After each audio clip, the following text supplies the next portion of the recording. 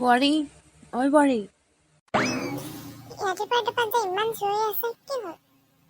শান্তিকে কাম এটা কৰিব নিদিয়ে যে। ৰাতিপুৱা যে মোক চাহ অকণ দিয়া নাই তই? চাহ এবাৰ কৰিছিলোঁ, আপুনি গা ধুই আছিলে। মই 10 বাৰ চাহ দি থাকিম নেকি?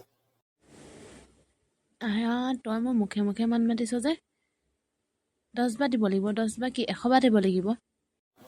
ইমান গৰমত ভাত পোন বনাওঁতে জুইছে আৰু মই চাহ এটা দি থাকিব নোৱাৰো। নিজে কৰি খাব যি খাব মন যায়। নিজৰ ছোৱালীজনীক দেৰিলৈকে শুৱাই থৈ দিব। মই আকৌ ৰাতিপুৱা উঠি কাম কৰিব লাগে। তই যে তাই বাকী ধৰিছ, তাই মোৰ ছোৱালী হয় আৰু তই এখন ঘৰৰ বোৱাৰী, তই কৰিবই লাগিব কাম। মই যিমানখিনি পাৰোঁ সেইখিনিহে কৰিম, তাতকৈ বেছি একো নকৰোঁ। আৰু আপুনিওতো নিজৰ কামটো নিজে কৰি খাব পাৰে। আপুনিতো ধুনীয়া জীয়ৰী হৈ আছে, অকল বহি থাকে যে। ঘৰত ৩-৪জন মানুহ যদি এজনী মানুহৰ ওপৰতে নিৰ্ভৰ কৰে কেনেকে হ'ব? মই নোৱাৰো আৰু কাম কৰিবলৈ।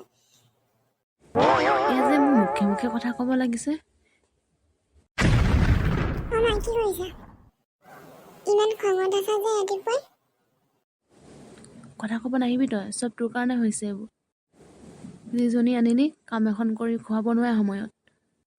মই ছোৱালী চাই দিম বুলি কৈছিলোঁ নে তোক?